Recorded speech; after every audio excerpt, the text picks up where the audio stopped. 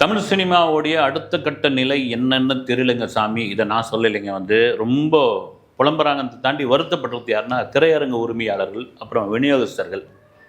ஏங்க ஒரு படம் ஓடுனா தானங்க தியேட்டரை ரன் பண்ண முடியும். அந்த தியேட்டரில் உள்ள தொழிலாளர்களுக்கு சம்பளம் கொடுக்க முடியும். அந்த தியேட்டரை பராமரிக்க முடியும். கரண்ட் பில் கட்ட முடியும். கேன்டீனில் வியாபாரம் ஆகும்.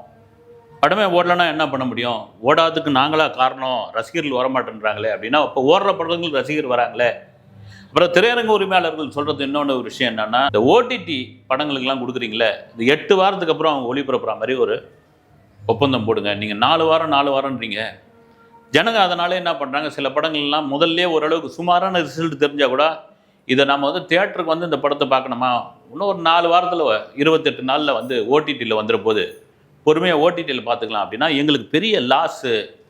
இதனால் சிங்கிள் ஸ்க்ரீன்ஸ் ஊரில் தனியாக ஒரு தேட்டராக இருக்கும் பாருங்கள், அந்த மாதிரி சிங்கிள் ஸ்க்ரீன்ஸ்லாம் ஒவ்வொன்றா காணாமல் போகுது. மல்டிப்ளெக்ஸில் மட்டும்தான் கூட்டம் வந்துக்கிட்டு இருக்கு. அப்போ மல்டிப்ளெக்ஸில் இருக்கிற அந்த தேட்டர்கள் தான் பிழைக்கும், சிங்கிள் ஸ்க்ரீன்லாம் காணாமல் போயிடும். இது ஒரு பக்கம் இருக்கும் பொழுது, படம் நல்ல படம் எடுத்தால் ஓடுமேப்பா, நீங்கள் எடுக்க மாட்டேன்றீங்களே, படத்தை பில்டப் பண்ணுறீங்க, படத்தை விமர்சனம் பண்ணால் விமர்சகர்கள் மேலே கரிச்சு கொட்டுறீங்க, பப்ளிக்கு படம் பார்த்துட்டு பைட்ஸ் கொடுத்தா அவனை பிடிங்க, அவனை அடையாளப்படுத்துங்க, அவனை ஃபோட்டோ எடுங்க, அவனை தேடுங்க அப்படின்னு அவனை மிரட்டுறீங்க. பில்டப் கொடுக்குறது நீங்கள் தானே. இது தென்கொரியாவில் பேசப்போது, இது 5000 கோடி அடிக்கும் போது, இது தமிழ் சினிமா வரலாற்றை புரட்ட போகுது, மிஸ் பண்ணிடாதீங்க, அப்புறம் வருத்தப்படுவீங்க அப்படின்ற ரேஞ்சுக்கு சொன்னால், அவன் அந்த மைண்ட் செட்டோடே ஒரு 240 ரூபா 200 ரூபா கொடுத்து படத்தை பார்த்துட்டு ஒன்றும் இல்லைன்னு அங்கே நின்று மைக்கு முன்னாடி கழுவி ஊற்றிட்டு போகிறான். அவனை போய் பிடிங்க, அவனை போய் இது பண்ணுங்க, அப்புறம் கேஸை போடுங்க. இதெல்லாம் பண்ணிக்கிட்டு ஏன் நல்ல படம் எடுத்துகிட்டு போகலாமே, ஏன் பில்டப் கொடுக்குறீங்க? இப்படி இருக்கும்போது திடீர்னு பார்த்தீங்கன்னா சினிமா எப்படியாப்பட்ட நிலைமையில் இருக்குது. ஸ்டுடியோக்கள்லாம் காணாமல் போயிடுச்சு. அவுட்டோர்லேயே படம் எடுக்கிறதுக்கு ஆள் இல்லைப்பா, அந்த மாதிரி நிலைமையில் இருக்குது சினிமா அப்படின்னா. அங்கே செம்பரமாக்கம் ஏரி பக்கத்தில் இவிபின்னு ஒரு ஃபிலிம் சிட்டி இருந்தது இல்லைங்களா, இப்போ அது வேல்ஸ் ஃபிலிம் சிட்டின்னு ஆகிட்டு, அதுக்கு ஒரு பிரம்மாண்டமான ஒரு விழா மத்திய நிதி அமைச்சர், அப்புறம் உலகநாயகன் எல்லாம் கலந்துக்கிட்டாங்க. கிட்டத்தட்ட ஒரு 200 ஃப்ளோர்ஸ் அந்த ஸ்டுடியோக்குள்ளே இருக்குது தான் இந்த ஏரியை ஒட்டினா மாதிரி. எங்கள் பாருங்கள், ஒரு பக்கம் சினிமா நலிவடைஞ்சிக்கிட்டு இருக்குது, சினிமா ஓடலை அப்படின்னு புலம்பிக்கிட்டு இருக்காங்க. இன்னொரு பக்கம் பார்த்திங்கன்னா ஸ்டுடியோ கட்டிக்கிட்டு இருக்காங்க, அடுத்த கட்டமாக தேட்டர் கட்டுறாங்க. இது என்ன லாஜிக்குன்னு புரியல. ஓகே, அது ரைட்டு, பணம் இருக்கிறவங்க செய்யாங்க, இல்லாதவங்க இது பண்ணுறாங்க. அப்புறம் தேட்டர் உரிமையாளர்கள் விநியோகஸ்தர்லாம் சேர்ந்து ஜனவரி 1ஆம் தேதியிலேருந்து இனி பூஜை போடுற படங்கள், இனி புதுசாக பூஜை போடுற படங்கள் 8 வாரத்துக்கு பிறகு தான் நாங்கள் ஓடிடி கொடுப்போம்னு ஒரு ஒப்பந்தம் போட்டால் மட்டும்தான் அவங்க படத்தை நாங்கள் வாங்குவோம். விநியோகஸ்தர்கள் தேட்டரில் நாங்கள் அந்த படத்தை ஸ்க்ரீன் பண்ணுவோம் அப்படின்னு ஒரு தீர்மானமே போட்டாங்க. அதுக்கு இன்னொரு காரணம் என்னென்னா, படங்கள் ஒன்று கண்டென்ட்டே இல்லைன்னா யாருங்க உள்ளே வருவாங்க? யார் வருவாங்க? திரும்பவும் பில்டப் தான். ஒரு மம்முட்டி ஒரு மலையாள படம் வந்தது, ஒரு சைனைடு கொலைகாரன், சைக்கோ கொலைகாரனை பற்றியான ஒரு கதை, ஒரு உண்மை சம்பவம் கர்நாடகாவில் 90களில் நடந்தது. அந்த படம் தமிழ்நாட்டில் பிச்சுன்னு ஓடுதுங்க. அப்போ நல்லா இருந்தால் பார்ப்பாங்கல்ல. பாருங்கள், இந்த வா வாத்தியார் அப்படின்னு ஒரு படம் வா வாத்தியாரான்னு தெரியல, கார்த்தி. இது அந்த படத்துக்கு 23 கோடி ரூபா அந்த கடனை கட்டணும் அப்படின்றதுக்காக ஒரு ரிலீஸ் டேட்டை போட்டு, மறுபடியும் ஒரு ரிலீஸ் டேட்டை போட்டு, நலன் குமார் சாமின்னு ஒரு டைரக்டர், அவன் ஒரு படம் பண்ணிவிட்டு அதுக்கப்புறம் இன்னொரு படம் பண்ணிவிட்டு, எவ்வளோ பெரிய கேப் அந்த டைரக்டருக்கு. இந்த படமே 2 வருஷமாக இருக்குது. ஏற்கனவே அது கார்த்தி படம். இன்னும் இது பாருங்கள், சினிமா ஃபேமிலிங்க, சிவகுமார், சூர்யா, கார்த்தி, ஜோதிகா, அவருடைய உறவினர்கள், அவருடைய நண்பர்கள் எல்லாம் ஒரு பெரிய சினிமா கூட்டமே இருக்குது. அவங்களாலே அந்த படத்தை ரிலீஸ் பண்ண முடியலன்னா எந்த நிலைமையில் இருக்குது இங்கே தமிழ் சினிமா? சரி, வா வாத்தியார் என்ன தான் பஞ்சாயத்து அப்படின்னா, இந்த கடன் பஞ்சாயத்து தான்.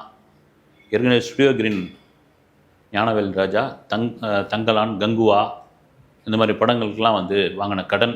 நாம் கேள்விப்பட்டதுன்னா, இந்த கங்குவா படத்துக்கு 1+1 அப்படின்னு ஓடிடியில் அந்த படத்தை கொடுத்துருக்காரு. இந்த படத்தையும், அதாவது கங்குவா வாங்கினீங்கன்னா இதை ஃப்ரீயாக எடுத்துங்க வாவாத்தியார் அப்படின்னு சொன்னதுனால, இந்த படத்தை சீக்கிரமாக இது பண்ணுங்கள், ரிலீஸ் பண்ணுங்கள், ஓடிடிக்கு எங்களுக்கு கொடுங்க, நாளாகிட்டே இருக்குது, இல்லைன்னா கங்குவா எவ்வளோ பேர் பார்வையாளர் பார்த்தாங்களோ அவ்வளோத்துக்கான காசு கழிச்சுன்னு மீதியை கொடுங்க அப்படின்ற அளவுக்கு வந்துட்டாங்களா. ஏன்னா இந்த ஓடிடி தாங்க இந்த கொரோனா முடிஞ்சு இந்த ஓடிடிக்காரங்க படம் வாங்க ஆரம்பித்தாங்க பாருங்கள். ஓடிடின்னு பெரிய ரேட்டுக்கெலாம் வாங்க ஆரம்பித்தாங்க. இதை பார்த்து தான் ஹீரோக்கள்லாம் சம்பளத்தை கண்ணாமுன்னான்னு ஏற்றுனாங்க.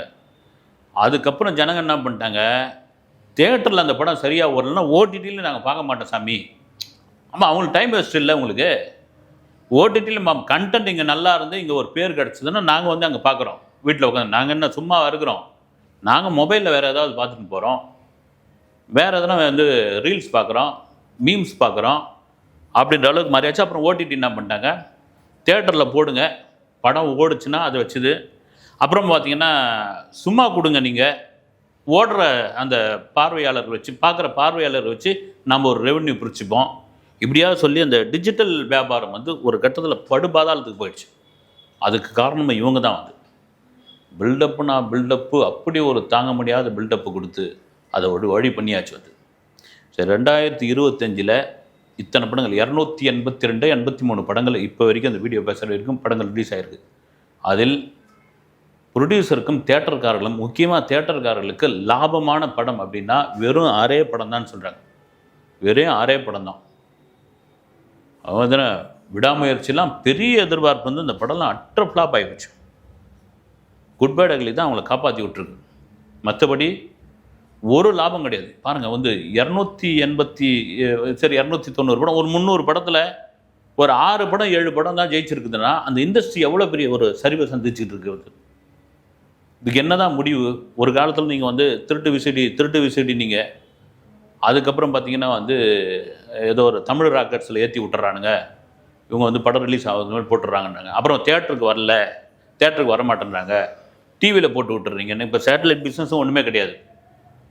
ஆனால் இதெல்லாம் தாண்டி நீங்கள் ஒரு நல்ல கண்டென்ட் கொடுத்தீங்கன்னா அதை பார்க்குறதுக்கு ரெடியாக இருக்காங்க மக்கள் என்பதில் மாற்று கருத்து இல்லவே இல்லை. வந்து நீங்கள் எவ்வளோ பெரிய ஹீரோவாக நடிக்க வேணுங்க. அவரோட முதல் ஒரு 2 ஷோக்கு நாங்கள் பெரிய அளவில் வந்து ஒரு முண்டி அடிச்சுன்னு கூட்டமாக வருவோம். அந்த கண்டென்ட் நல்லா இருந்து அந்த படம் சூப்பராக இருந்ததுன்னா அடுத்தடுத்த காட்சிகளை தெரிக்க விடுவோம். இல்லைன்னா நாங்கள் வந்து கிளப்பி போயிடுவோம் நாங்கள் அப்படின்ற ரொம்ப தெளிவாக இருக்கிறாங்க ரசிகர்கள். நீங்கள் என்ன தான் வந்து நீங்கள் வந்து ஆச்சா போச்சா ப்ரொமோஷன் பண்ணுறோம், அதை பண்ணுறோம், இதை பண்ணுறோம், அதெல்லாம் வேலைக்கே ஆகாது. ஒழுங்காக கரெக்டாக படம் எடுங்க, கரெக்டான ஒரு கண்டென்ட்டை கொடுங்க, நாங்கள் வரோம் தேட்டருக்கு அப்படின்ற நிலைமை வந்துச்சு. 2026 எப்படி இருக்கும் அப்படின்னு வந்து ஜனநாயகன்லேருந்து தொடங்க போகிறார்கள். ஜனநாயகன் உண்மையிலே அதிரி புதிரியான ஒரு படமாக இருக்கும்னு அத்தனை பேரும் காத்துக்கிட்டு இருக்காங்க. முக்கியமான ஒரு விஷயம் பார்த்தீங்கன்னா, விஜய் கடைசி படம்னு சொல்லி அரசியலுக்கு போயிட்டாரு. அவர் அஜித் வந்து மலேசியாவில் ரேஸ்லேயே இருக்கிறார். அவர் மலேசியா, பெல்ஜியம், பல்கேரியா அப்படின்னு அவர் போயிட்டுருக்காரு. கமலஹாசன் படம் பண்ணுறாரு, அது ஓடுதா ஓடலையான்னு தெரில. ரஜினி பண்ணுறாரு, கூலி வெற்றியா தோல்வியான்னு தெரில. 173க்கு காத்துக்கிட்டு இருக்காங்க. ஒரு மினிமம் கேரண்டி அந்த படத்து மேலே இருக்கும். அது கூட பார்த்தீங்கன்னா ரொம்ப ஓவராக செலவு பண்ணக்கூடாது. அடுத்த கட்டமாக இருக்கிற நடிகர்கள் சிம்பிளாக படம் பண்ணி எவ்வளோ நாள் ஆச்சுன்னு தெரில. அரசன் ஒரு படம் ஷூட்டிங் போயிடுது. தனுஷ் இது வந்து கத்தி மேலே நடக்கிற மாதிரி அப்படி ஓடுமா ஓடாதான்னு தெரில. இதுக்கு அடுத்த இருக்கிற நடிகர்கள்லாம் யாருன்னே தெரில. அதுவும் பார்த்தீங்கன்னா இந்த பார்ன் சில்வர் ஸ்பூன் அல்லது நெப்போ கிட்ஸ்ன்னு சொல்லுவாங்க இல்லைங்களா, அந்த ஹீரோக்கள் வாரிசுகள் இவங்கெல்லாம் வந்து தமிழ் படத்தை பார்க்குறாங்களா பார்க்கலையா? இவங்கெல்லாம் பார்த்தீங்கன்னா ஒரு படம் ஓடினவுடனே தலகணம் ஆகிடுது. ஏன்னா அவங்க அப்பா அவங்க சொந்தக்காரங்க சினிமாவில் ஈஸியாக வந்ததுனால ஏதோ சினிமா ஈஸியான ஒரு விஷயம் மாறிடுச்சு.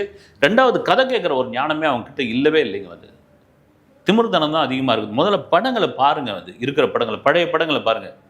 அவங்களாம் 90களில் வந்த படம், 2000ல் வந்த படங்கள் கூட பார்ப்பாங்களா பார்க்க மாட்டாங்களான்னு தெரியல. வந்து ஆனால் பார்த்தீங்கன்னா நான் வந்து 11 மணிக்கு தான் ஷூட்டிங் ஒருத்தர் வேதனைப்பட்டார், ஒரு தயாரிப்பாளர். 11 மணிக்கு தான் ஷூட்டிங் வருவேன், 4 மணிக்கெலாம் கிளம்பி போயிடுவேன். கேரவனுக்குள்ளே தான் நான் வந்து இந்த கோழி போய் அடை காத்துக்கிட்டு இருக்கேன்ல, அதுமாதிரி கேரவனுக்குள்ளே தான் நான் இருப்பேன். அதை தாண்டி நான் வெளியே வர மாட்டேன். எனக்கு இந்தந்த டைமுக்கு இந்தந்த டயட் ஃபுட்டு வந்தாகணும், இவ்வளோ என்னை போட்டு வேலை வாங்கக்கூடாது, என்னை ரோப் கட்டி வந்து எடுக்கக்கூடாது, சிஜியில் எடுத்துங்க, இப்படி ஏகப்பட்ட கண்டிஷன். இப்படி இருந்தால் எங்கேருந்து சினிமா என்ன ஆகும்? அவன் ஹாலிவுட்லாம் வந்து ரியலாக நடிச்சுக்கிட்டு இருக்கான். வந்து டாம் க்ரூஸ்லாம் அவ்வளோ வயசாகி போய் நீ டூ படமாக நடிச்சிட்டு இருக்காங்க. அதனால தான் அந்த ரசிகர்கள் அவ்வளோ அந்த படத்தை பார்த்துக்கிட்டு இருக்காங்க. இன்னொரு பக்கம் பாருங்கள், இந்த வாத்தியார் ரிலீஸ் ஆகலையா, அப்புறம் எல்லைக்கின்னு ஒரு படம் வந்து யார் பிரதீப் ரங்கநாதன், விக்னேஷ் சிவன். பிரதீப் ரங்கநாதன் டியூட்னு ஒரு படம் வந்து சக்கப்போடு போட்டது அப்படின்னு சொல்லிக்கிறாங்க. ஆனால் அந்த அடுத்த படத்துக்கு பாருங்கள், அந்த ஹீரோவுக்கு அது குளறுபடி ஆகுது. ரிலீஸ் டேட்டை வந்து அறிவிக்கலாமா வேணாமா, அது எப்போ ரிலீஸ் ஆக போகுதுன்னு தெரில. அப்புறம் லாக்டவுன்னு ஒரு படம், லைக்காவுடைய படம். அது லைக்கா வந்து ஒரு சரிவை சந்திச்சு இதான் அவங்கக்கிட்ட இருக்க கடைசி படமாக என்னன்னு தெரில. வந்து அந்த படத்துக்கு இது வரைக்கும் எத்தனை ரிலீஸ் டேட் போட்டாங்கன்னு தெரில. கடைசியில் வந்து புயல் வந்தது இல்லையா, புயல் மழை வெள்ளம், அதனால் வந்து தேட்டருக்கு வர மாட்டாங்கன்னு சொல்லி தள்ளி போட்டாங்க. அது கூட பெரிய ஆர்டிஸ்ட் வேல்யூலாம் இல்லை. அனுபமா பரமேஸ்வரன் நடிச்சிருக்கிற படம். ஏன்னா இந்த படங்களுடைய நிலைமையெல்லாம் பாருங்கள் வந்து இவங்கெல்லாம் வந்து ஒரு கார்த்தி படம், ஒரு பிரதீப் ரங்கநாதன் படம், ஒரு லைக்கா படம், இவங்களோட நிலைமை அப்படின்னா ஒவ்வொரு வாரத்துக்கு 10-12 படங்கள் வருது. அந்த தினத்தந்தியில் எடுத்து பேப்பரை பார்த்தா இதெல்லாம் என்னென்ன பேருன்னு தெரியல வந்து. நான் தவறாக சொல்ல வந்து இவங்கெல்லாம் எந்த எந்த எந்த தைரியத்தில் வந்து படம் எடுக்க வந்திருக்காங்க, என்ன நோக்கத்திற்காக படம் எடுக்க வந்தாங்க, அப்புறம் பார்த்தா எதுக்கு இது வந்து இவ்வளோ பெரிய ப்ரொமோஷன் பண்ணுறாங்க, கண்டென்ட் மேலே ஏன் கவனம் செலுத்த மாட்டேன்றாங்க. சில சின்ன படங்கள்லாம் நான் பார்க்குறேங்க, பார்த்துட்டு வேதனையாகி அதனால தான் நான் விமர்சனம் பண்ணுறது கிடையாது. உண்மையாக வந்து நீங்கள் என்ன வேணாலும் என்ன சொல்லிங்க, அதை பற்றி கவலையே இல்லை. ஓகே, 2026 சினிமா நல்ல விதமாக இருக்கும் நம்புவோம். அடுத்த வீடியோவில் சந்திக்கிறேன். நன்றி.